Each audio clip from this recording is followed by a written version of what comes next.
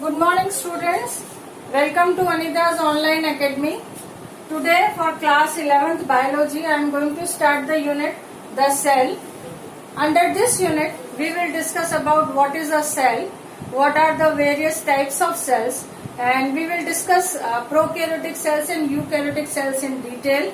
Also we will discuss about the structure and functions of all the cell organelles in details, and besides that also the cell division. So first of all let us see what is a cell, so that we will understand with the help of the definition. This is the basic definition, simplest definition which you all are familiar of. Cell is the basic structural and functional unit of living organism. This definition you have heard and read so many times. Now let us understand it in detail. Cell is called the basic structural unit. Why? To understand that, first let us understand in general what is a structural unit. So children, in general, some small and similar things which when arranged in a particular order can form a big and well defined structure, then those small similar structures are called structural unit. Now we come to the cell. In case of cell, all the cells have a basic similar structure. Means all the cells are not 100% alike. They do not look like each other 100%, but all the cells have a basic similar structure. That means all the cells have that nucleus and various cell organelles, cytoplasm, all that, which we will discuss in detail later. So the cells are small structures which the cells are some small structures with similarity with each other. Cells are small similar structures which are organized. Cells are small similar structures which are organized in a particular order to give tissues. Then tissues are organized to give organs, and then system, and then the whole living organism is formed. So we can say the whole living organism, which is a well defined structure. What else? Okay, it is formed by small basic structures called cells, and they are similar with each other. So the cell can be called as structural unit of the living organism. We can understand it with another example also. In chemistry, we say that when we break down a substance, it keeps on breaking down and we get similar structures, and finally we reach to molecules. Molecules are similar with each other. Then we break down the molecules, we reach to atoms. Atoms are all similar with each other.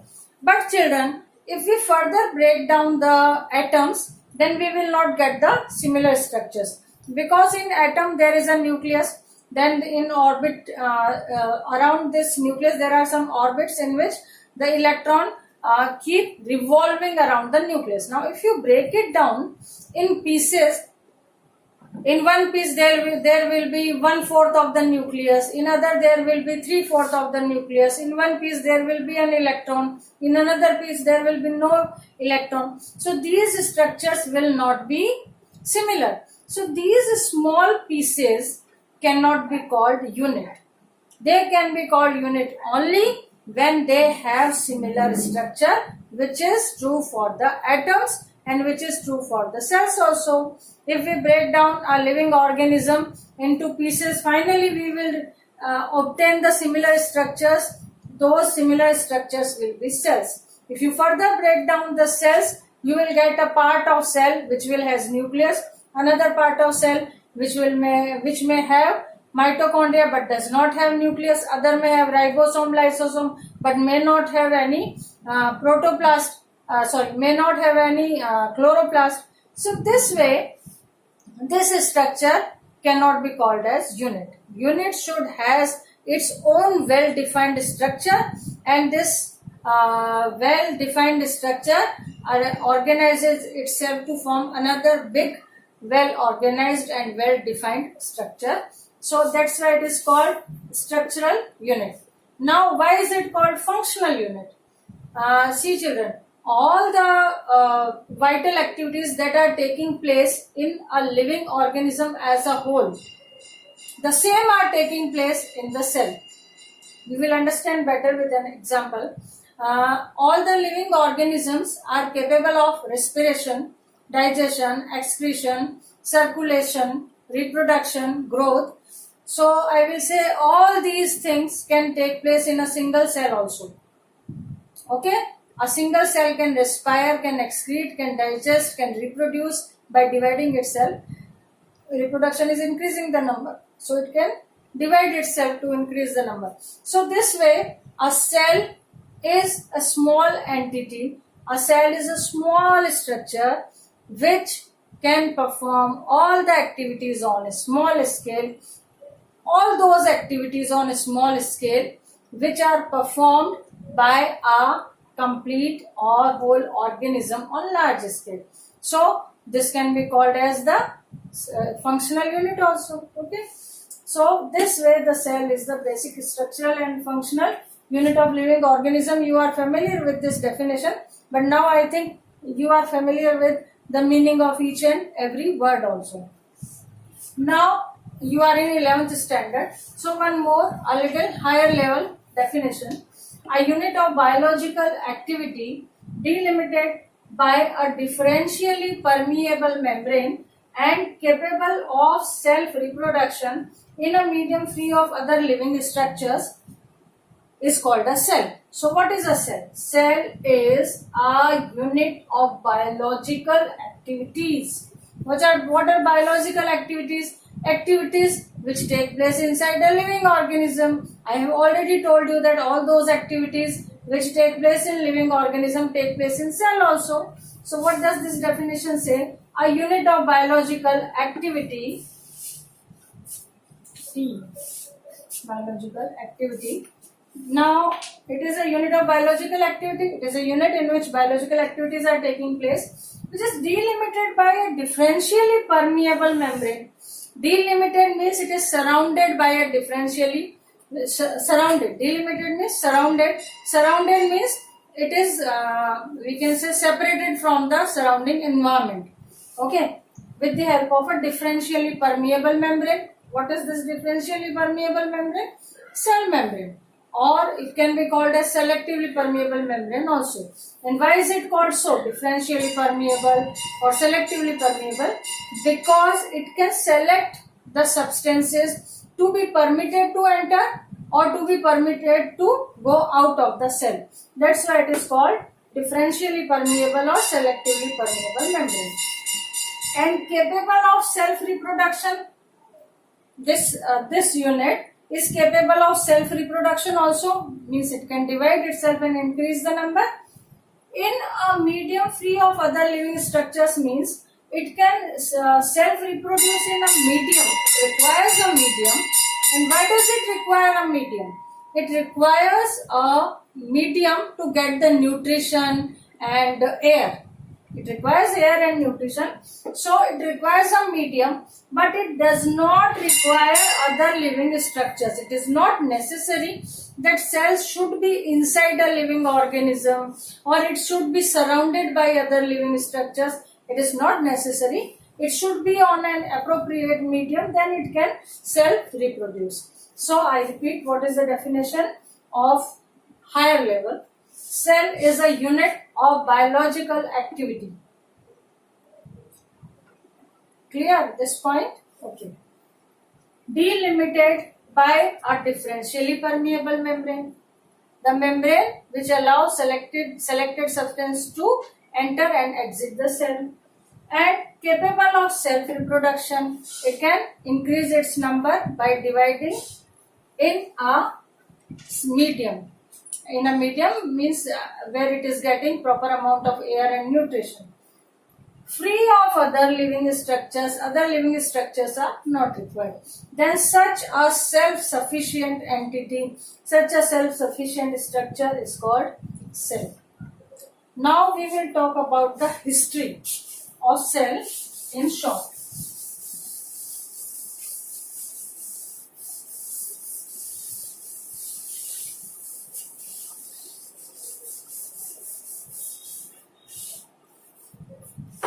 First is Robert Hooke.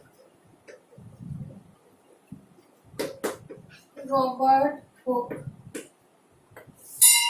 He had discovered the cell. Discovered the cell. And how had he discovered the cell? He had discovered the cell in a cork slice. Now, what is cork? Cork is a soft wood. You must have seen in chemistry lab if you have gone, or you must have seen the pictures in your book where some experiment is there. You see that in a bottle some reaction mixture is there and a cork is fitted in its mouth. That cork is the soft wood, and this soft wood can be cut into any shape because it is very soft. So that soft wood was used by Robert Hooke. That soft wood was used by Robert Hooke, and soft wood was used by Robert Hooke, and he had cut the slices of this cork, and these slices were observed under a microscope, and this microscope was made by himself, by the things available to him at that time. At that time, this type of modern microscope was not there. He had taken some metallic cylinder, and on both the sides he must have fitted some glasses, and then he would have used some mirrors and a source of light and some arrangement he had made, and under this microscope he had observed that thin slice of cork. And what did he see under the microscope? He saw some structures, some rectangular structures like this, small rectangular structures like this, and he named them cell. Why did he name them cell? Because cell means the small rooms, very, very small rooms, like prison cell. In prison there are some small rooms in which the prisoners are kept, the criminals are kept. So cell is nothing but a very small room. So some small room type structures were appearing under his microscope. So he named them as cell. Actually, he had observed the dead cells, because once the plant is cut, then it becomes dead. Till it is fixed, till the roots are fixed in the soil and it is getting nutrition and air and all that, it is alive. But once it is cut, it is dead. So he had observed the dead cells. Okay. Now we come to Robert Brown.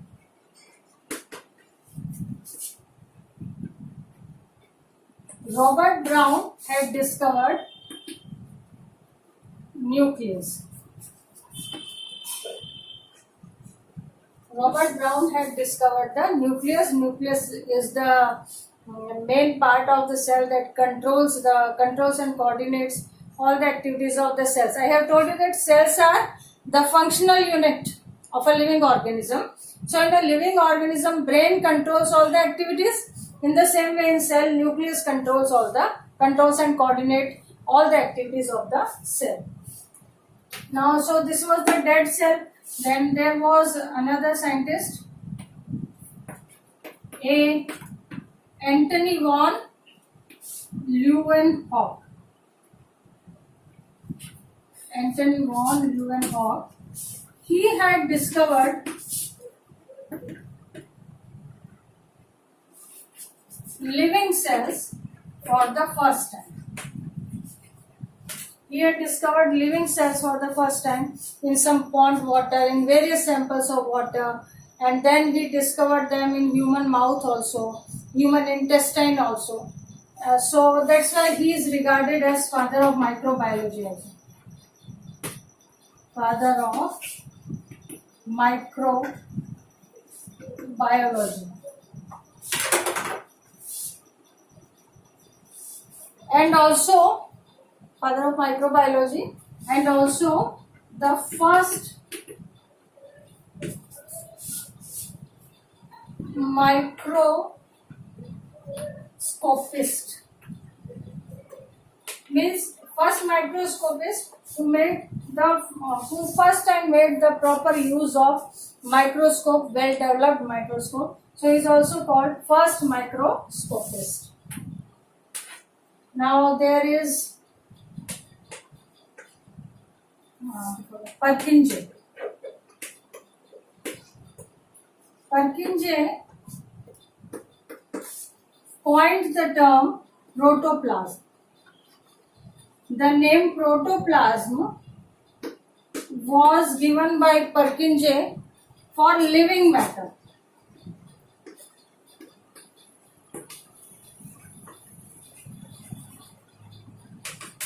Purkinje had named the living matter present on the earth as protoplasm. Then there is another important scientist we should not forget, R. Virchow. Pronunciation may be different from different teachers. So this is the scientist R. Virchow. R. Virchow had given some theory called omnis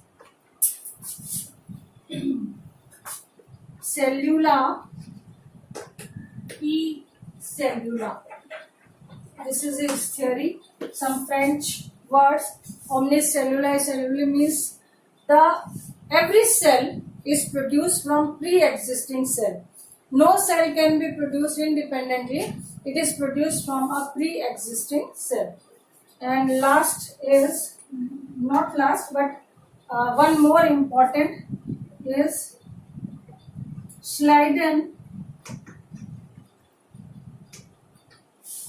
and Schwann or Schwann. Their full names are N.J. Schleiden and Theodor Schwann. He was a botanist and he was a zoologist, and they were doing their studies separately in separate countries. But they reached to some similar conclusions, and those similar conclusions were later compiled in the form of cell theory. So these Schleiden and Schwann said to have propounded the cell theory. Cell theory was propounded by Schleiden and Schwann. So these are the important points about the history. And now next we will talk about some other important terms related to the cell. Thank you.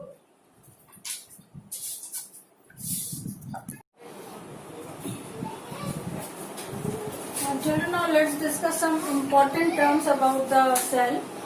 Cytology. Cytology is the branch of science or branch of biology that deals with the study of cell and its structure. Cell biology is another term. Cell biology is a new discipline, and this is the study of cell physiology, biochemistry, genetics, and besides that its organization, means all cell, its structure, its physiology, means how does it function, all the functions which are performed inside the cell in detail. Biochemistry means all the chemical substances which are found inside a living cell. So study of those chemical substances is known as biochemistry. And genetics is the study of genes, which includes the structure of genes, the replication of DNA, genetic engineering, all these things. They all are studied under the new discipline of biology called cell biology. Now we come to the modern cell theory. In previous, just few minutes before, we have discussed about the cell theory is given by Schleiden and Schwann, and they were doing their studies separately, but they reached to some conclusions which were compiled in the form of cell theory. So they had reached to some similar conclusions which were compiled in the form of cell theory. So a few changes were made later into this cell theory, and now finally the modern cell theory is formulated, which is like this. Number one, all organisms are composed of one or more cells. First thing is, all the organisms are composed of one or more cells. One cell, then unicellular, more cells, then multicellular, all that. Now, cells are basic living units within organisms, and chemical reactions of the life take place within them. Cells are basic living units. We have already discussed in detail that how they are units, and all the chemical reactions of life means all the vital activities because of which a cell is living. They are means we have discussed that some vital activities like respiration, digestion, etc. take place inside a cell and inside the body as a whole. So when these processes are taking place, during these processes many chemical reactions also take place. So here we are talking about those chemical reactions. So cells are basic living units. Clear how they are basic living units? And chemical reactions of life take place within them. That is also clear to you now, that all the chemical reactions related to all the vital activities are called all the chemical reactions related to vital activities take place inside the cell. All the cells arise only by division from a pre-existing cell. R. Virchow's theory that all the cells can be produced from pre-existing cell only. Now children, on the basis of number of cells present in a living organism, on the basis of number of cells present in a living organism, the living organisms can be of two types. Living organisms on the basis of number of cells, they are of two types: unicellular and multicellular.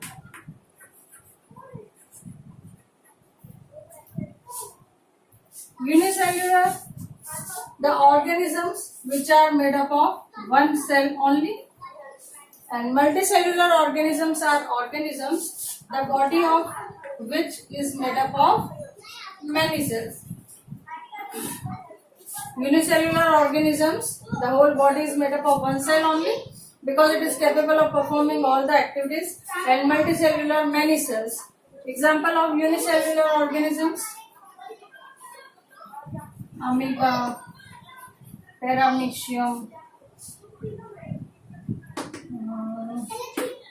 yeast, diatoms, and many more. Okay. And on the other hand, multicellular, all the plants and animals, except the unicellular organisms, others are multicellular. Now, when we talk about multicellular organism, we say they are made up of many cells, but we should remember one thing, that these many cells are more in number, okay, but not large in size. When we say that a huge organism is there, like elephant, and there is a dog is small and elephant is huge, that doesn't mean that elephant is having big cells and dog is having small cells. No, the cells are approximately equal in size, but their number is more. Okay, as much as big the animal is there, number of cells will be more, size of cells will not be big. And do you know why? Because small cells are more efficient. Small cells are more efficient in exchange of material. Small cells can divide very rapidly, so they can increase number fastly. Number two, they provide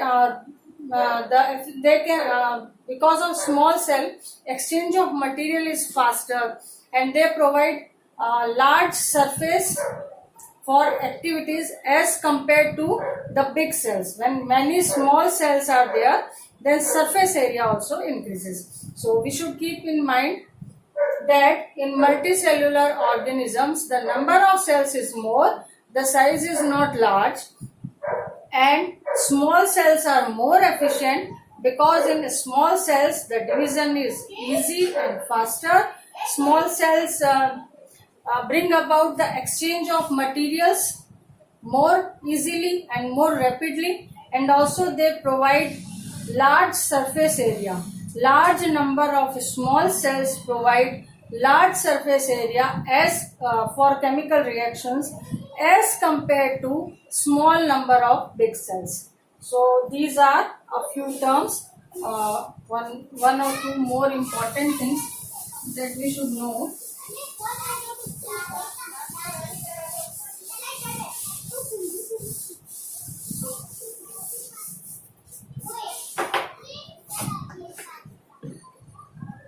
Plasmodesmata. Plasmodesmata, see, there are, suppose these are two cells. In these two cells, there is protoplasm, as it was called by Virchow or that Purkinje. Living matter was called protoplasm. The material which is filled inside the cell is called protoplasm. Now, in multicellular organisms, many cells are organized in a proper manner. They are in contact with each other. So, their cell walls, if they are plants, and cell membrane, if they are animals, they are in contact with each other. So, in plant cells, there are we can say there are some connection. There is some connection between protoplasm of one cell to another cell, and this connection is means protoplasm of one cell is connected to protoplasm of another cell in the form of some protoplasmic threads. They are in the form of threads or strands, and these protoplasmic threads or strands, they are called plasmodesmata. And because of plasmodesmata, it is possible to exchange the material between two cells.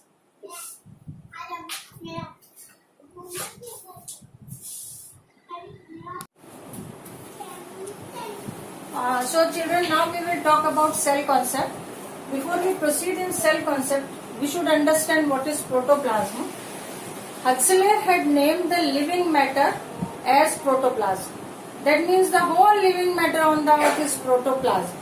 When it is bound by a cell membrane and it becomes a cell, when it is inside a cell, then this much of protoplasm, which is inside one cell, can be called as protoplasmic unit. But actually, some other name is also given. See, this protoplasmic unit is there. This protoplasmic unit is not static. If it is, because it is living, so various chemical activities are taking place inside it, and because of that, various substances like water, sugar, cellulose, various gases, hormones, etc. are accumulated in this protoplasmic unit. So this protoplasmic unit, along with these substances, the protoplasmic unit along with the substances produced and accumulated due to chemical reactions taking place into it, collectively called protoplast. So this is a protoplast, not protoplasm. We can say it is a protoplasmic unit, or we can say it is protoplast. Okay. Now this protoplast secretes cell membrane around it in a animal cell and plant cell both. But in plant cell, one cell wall is also present. Now this protoplast has to, if it has to remain alive, then it has to maintain itself by some activities, and for these activities the energy is required, and utilizing this energy, this protoplast maintains equilibrium with its environment. Now what is meant by maintaining equilibrium with environment? See, any living organism cannot live apart and alone. It will always be present, surrounded by various living systems and non-living substances. So there are those living systems and non-living substances, they have changes in them, and the living system cannot control the changes in other system, but it can control itself. How can it control itself? By utilizing the energy. By utilizing the energy, it performs some chemical reactions, some exchange of substances, etc., by which it can maintain its living state. By which it can maintain its living state, although it is surrounded by other systems. So this maintaining a living state using energy, or we can say maintaining living state or maintaining equilibrium using energy, can be called as homeostasis. Means by which any living organism can remain static by various mechanism. And how does it remain static, or how does it maintains its equilibrium? There is an example of thermoregulation. You must have seen that in summers, when there is temperature 50 degrees Celsius, 45 degrees Celsius at some places, still the temperature of our body does not increases. In winters also it does not increase until and unless the homeostasis is disturbed. And when homeostasis is disturbed, we have fever. Why do we have fever? Because our homeostasis is disturbed. Okay, so this way, due to some regulatory mechanisms and some chemical reactions, the living system maintains equilibrium or remains in living state. And whenever this equilibrium is disturbed for longer period of time, then this living system will die. Okay, so these are some important things about these cells. I mean some basic things before we go to the detailed structure of a cell. Now we will talk about prokaryotic and eukaryotic cells.